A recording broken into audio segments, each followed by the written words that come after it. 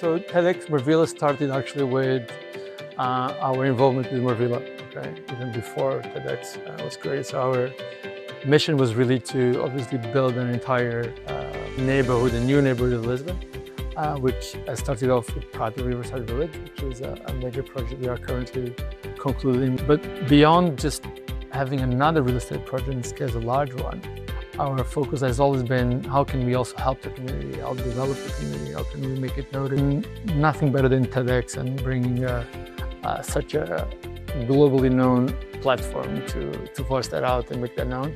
And obviously we could not do that without Anel and supporting her in bringing to life TEDxMarvila, which we did, and we're very proud to be the general sponsor of such an initiative.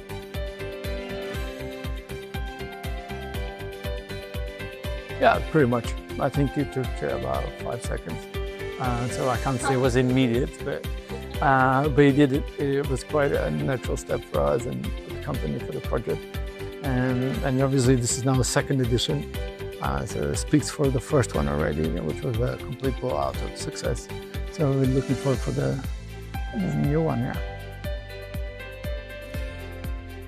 Obviously everyone had high expectations, but what we saw, what we witnessed, and sort of the repercussions it had were like mind-blowing. I think it was a very diverse range of speakers. I think the talks were super inspiring, and the content was phenomenal. And the overall setup and the way it was put together, clearly there was a lot of focus and attention and care.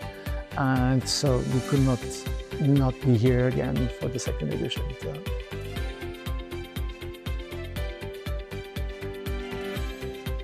Well, the theme was Art of Being Human, and I think every event that we create at TEDxMarvila, and you'll see it, witness it this year, my general goal is to make people feel the thing under their skin. So we really want to inspire people and guests not only to learn something from the speakers, but also for them to contemplate about the theme of the day. So last year it was Art of Being Human, and we as a team, we thought to make people also to promise something for themselves. So that's why we asked a question, which was actually sponsored by and powered by VIC Properties, that how they want to be remembered as human, and then guests had to write that promise in their card. And I think this is like, it's also a legacy that we create for future generations and for ourselves too as a memory. And this year you're gonna have even more surprises.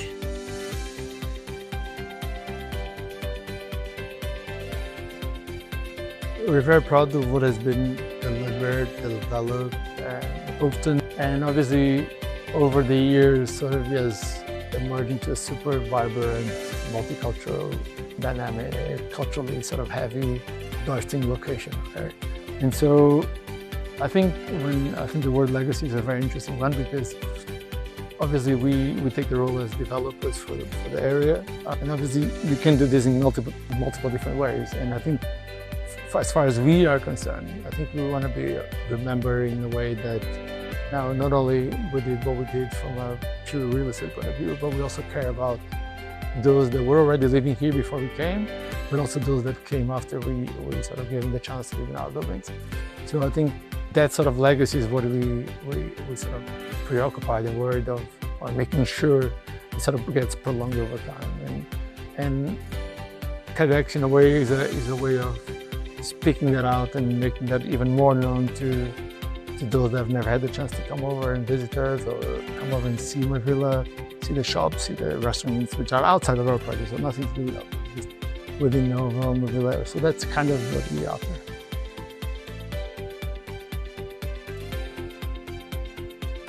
A lot of what you often see is buildings without the soul and without face to it, and when you look at the way cities are developing and urban planning is coming to life, more and more, the focus, especially for big schemes, big master plans, has been how people interact with each other. I think often you see the criticism that people live in these big towers, but they don't know anyone in that tower, okay? Or they live in these big projects, but they don't know anyone. And I think from the very early days, our focus has been of bringing some soul to where you live, you knowing your neighbors, you having friends around, people actually knowing each other, caring for each other. And I think when it comes about quality of living, I think that is a big part of it. And that's what we're trying to do on our projects, not only here, okay, which clearly is a success already from every single aspect you can look at, but also in other projects where we, as a company, we tend to focus on large developments. Is a case, for instance, in Comporta, where we have a project called Comporta.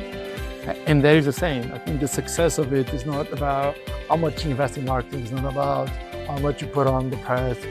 It's about how people feel when they envision the project being complete. How do they feel about having maybe their friends also there? And how does that sort of come to life, come together? And so I think that's what I meant when I said that. It's not just about architecture, it's not just about the finishes of the building. It's about the living experience when those buildings are completed.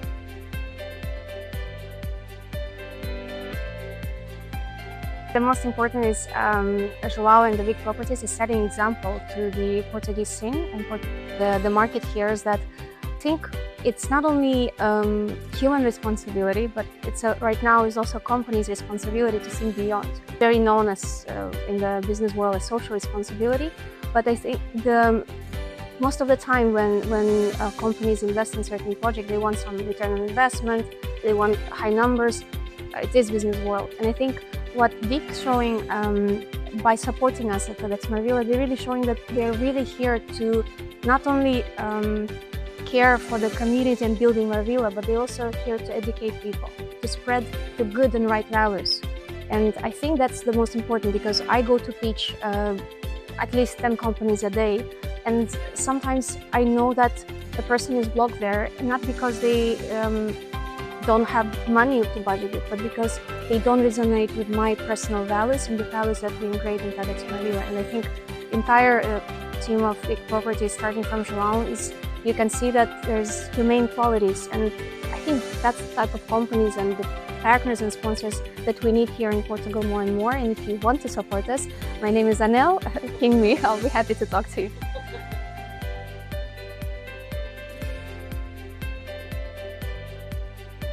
God only knows.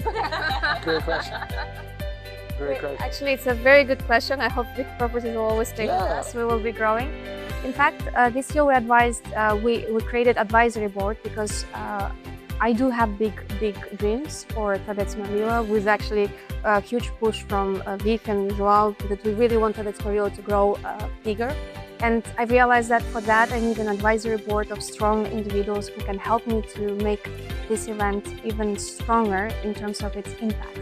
Yeah, I'll just add, because I think from a VIC standpoint, I mean, we have made a very long commitment to Marvila. I mean, I can comfortably say that within Lisbon, probably we're running the largest reservation project in Lisbon since Expo 98.